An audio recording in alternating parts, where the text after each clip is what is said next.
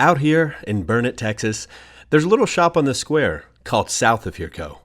It's a place built on craftsmanship, curiosity, and the belief that making things with your hands still matter. We're Jacques and Camille, makers, small business owners, and parents. And for years, we've been learning, experimenting, and building this life one project at a time.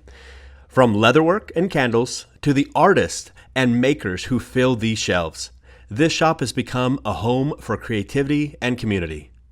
The Good Texans Podcast is our way of opening that door a little wider.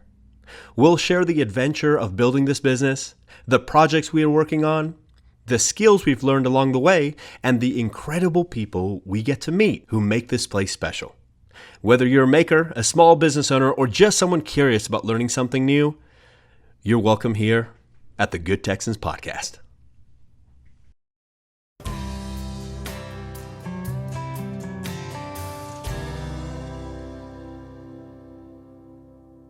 So maybe the best place to start is actually meeting the Good Texans. Camille, I see you working here in the shop. Who are you and what do you do? Hi, I'm Camille. I am your wife. I am the mother of our 3 boys. Okay. Blood type, what is your social? They are, the boys are 1, 4, and 6. I go backwards. You go forwards? I count what's forwards. Tradition? I think it's backwards. 6, 4, 1. No. Well, actually, pause. Not 1. You said 15 months. I got like tongue-tied because there's another little one, I think at the T-ball or something, and I asked the mom, I said, oh, how old is he? And she said like 15, 16 months or whatever. Yeah. And I knew what was coming. I knew she was going to ask, how old is he? Yeah. And I was going to say 1 because I don't round up yet, right?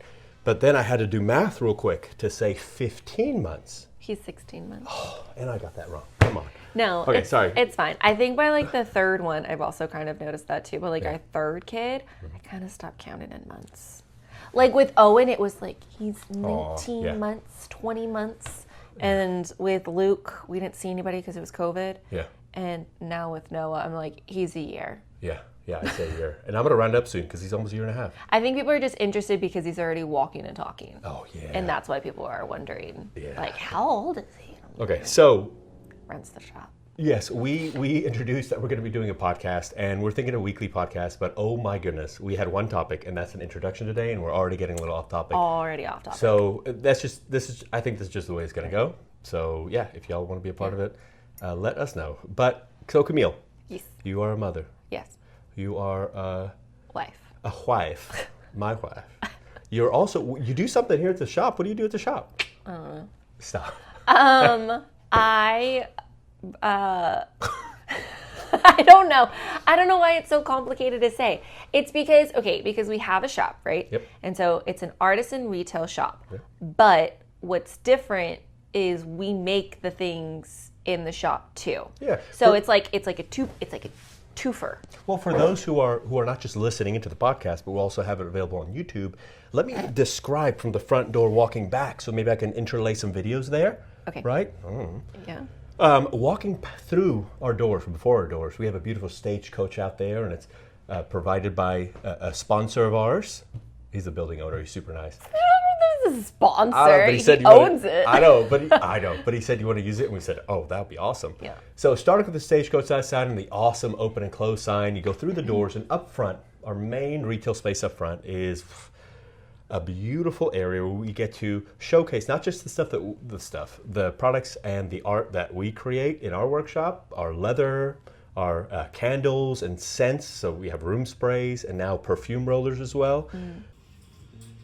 Silver work that she also makes. Hint, you got to talk about your silver work. Jeez.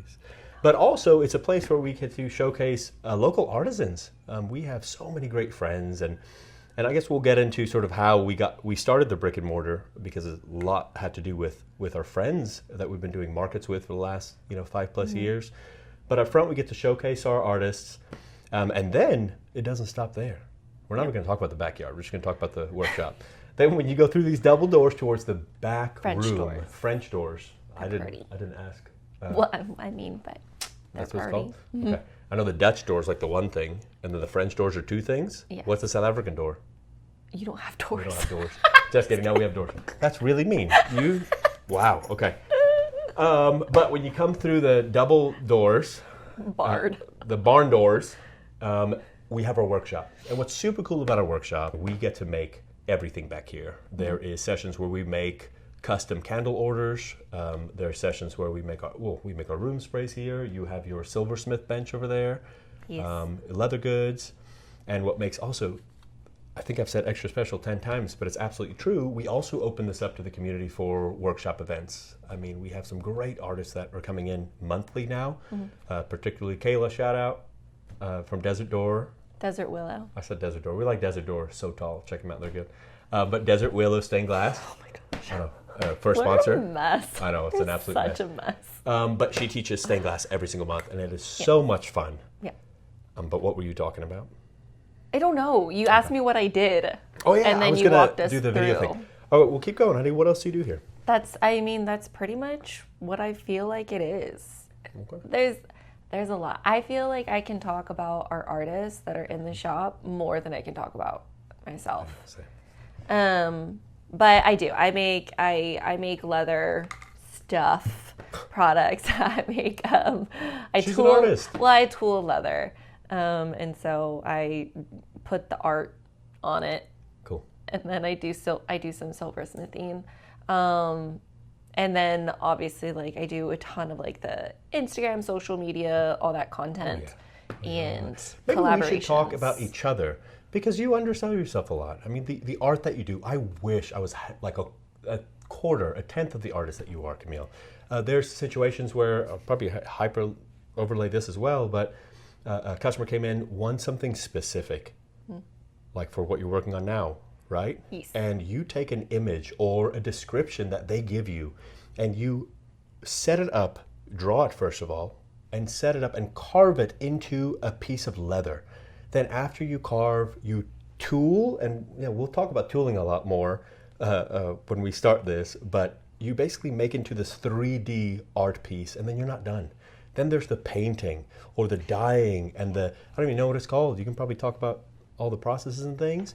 But when it is done, Camille, another video. But when it is done, it is literally a piece of art that is one of a kind. And that's awesome. Yes. For real. Yes. That I do. I do those things. And then we haven't even talked about your silver also. So Camille, and we can share this just because we're introing. Camille tools these small, intricate little pieces of leather and then sets it in silver. That is crazy. That is beautiful. Like the pieces you make, oh my goodness, for real. Yes. Thank you. You're welcome. Yes. When I can. Yes. When I do it. I think that's one of the challenges is I do those things, but my time spent doing those things is very small comparatively to what Jacques does.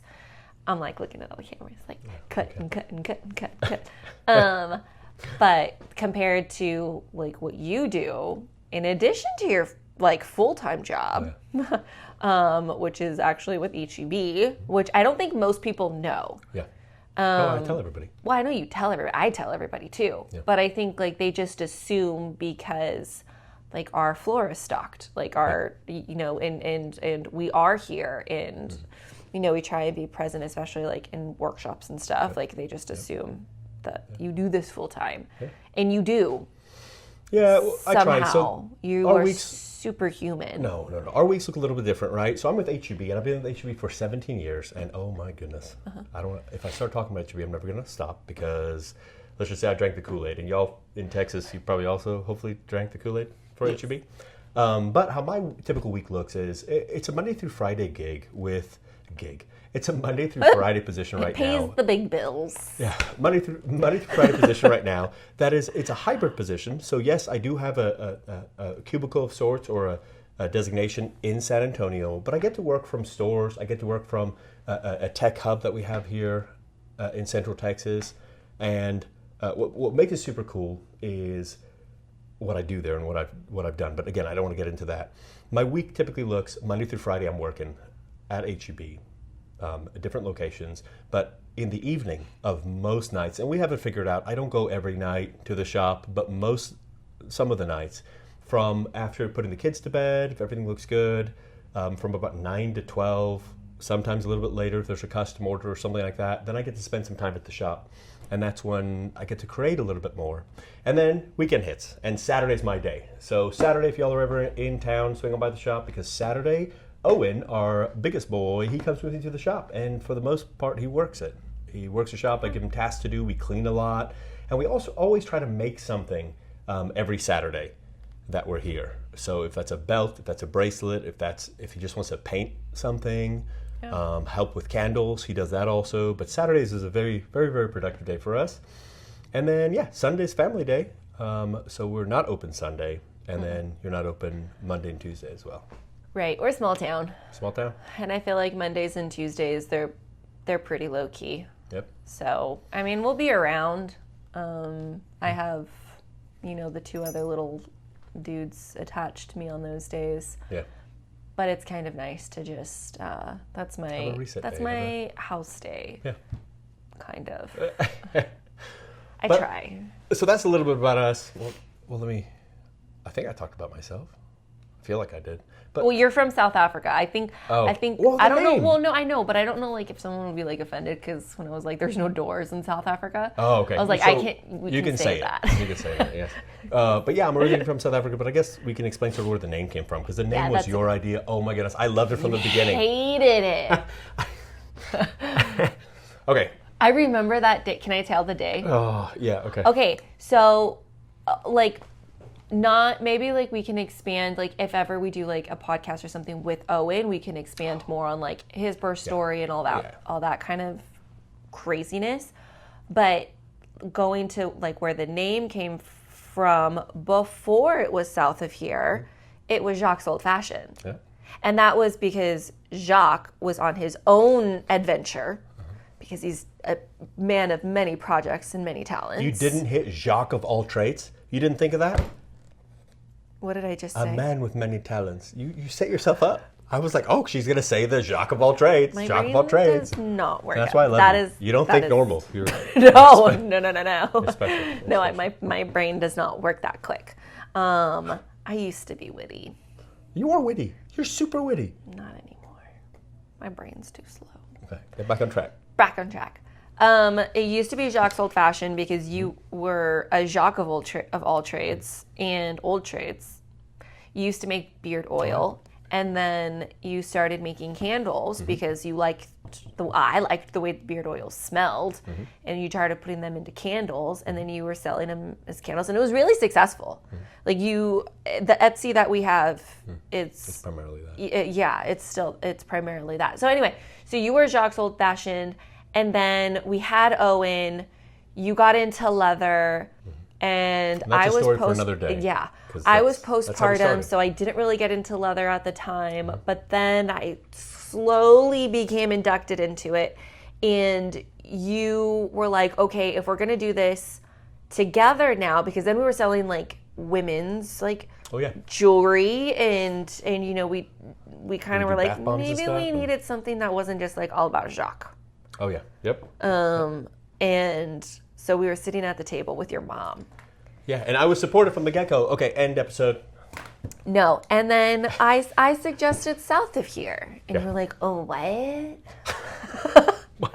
Okay, Jacques is a little bit of a control thing. Oh, no. And so he just was not into it. He's like, I don't get it. Why? That's not how I sound at all. I can't even do that accent.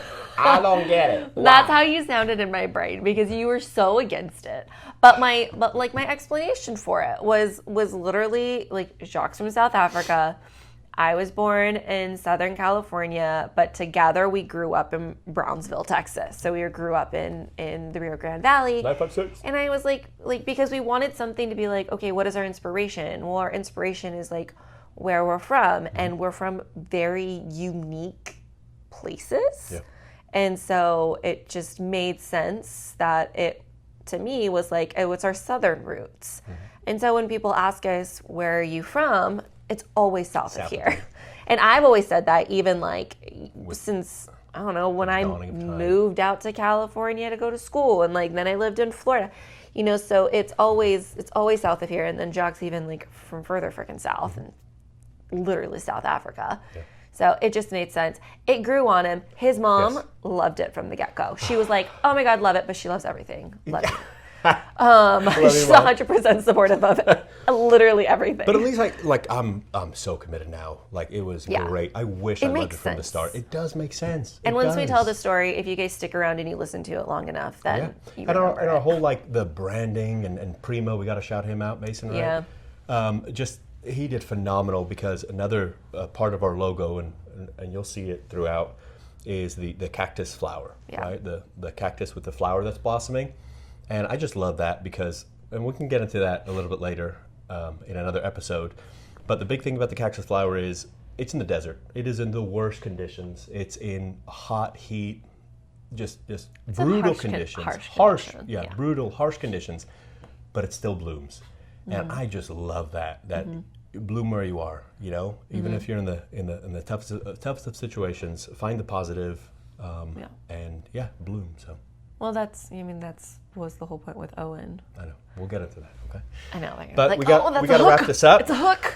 It is a hook. Yeah. We got to wrap this up. So I think the proper way to wrap this up is just, like, honestly, to thank everybody we just celebrated 1 year, Camille. For the shop. For the shop, not for the business, but for the brick and mortar shop. What would our business have been? Well, I don't know if you go back to shop. That's another episode. Just kidding. So, and you can talk about this too, but I just wanted to turn to the community, and just thank y'all for coming out and showing up, not just on Saturday when we celebrated our 1 year, but from the beginning. Like, y'all have been phenomenal. We feel so supported. And I feel like we're becoming that community hub for the community to just come hang out. Like, from the beginning, this is just me personally, I wanted a place where families can come, they can, you know, after school, after something, grab a pizza, come hang out in our backyard. We have a beautiful backyard that we'll talk about in another episode, and just have a place where it's safe, it's fun, and I think we're becoming that. So a year in, and just thank you. What about you? Yeah, I can't even remember if at the top of this we even said that our brick and mortar's in Burnet. Yeah. Did we? Okay, cool. Yeah, I 100% agree. I don't have much to really add to it. I think we celebrated our 1 year, and it was a phenomenal turnout. As you know, we just had like a little birthday party for us, and for the bookstore too, we kind of did like a collaboration thing because she opened around the same time. Title Euphoria, they're awesome. But yeah, just the overwhelming, you know, appreciation and acceptance and wanting to see more of us and do more with us. You know, we're believers too, and I have no problem talking about our faith on the podcast too. But, you know, it's such a godsend. And I really do think that we're here for a reason. And I think the way that the community accepted it right away and keeps coming through the doors, it means the world to us. Like, there's, I don't know, I'll babble on about it, so I'm just gonna I'm gonna cut it out there. But I'm just thankful. I think a perfect way to end our first episode, and I don't even know. I don't even know what we talked about. Me neither, but I think that's good. That means we said, I don't know. We'll figure it out. But before we let y'all go, you told me not to bump this thing, and I'm like, I don't.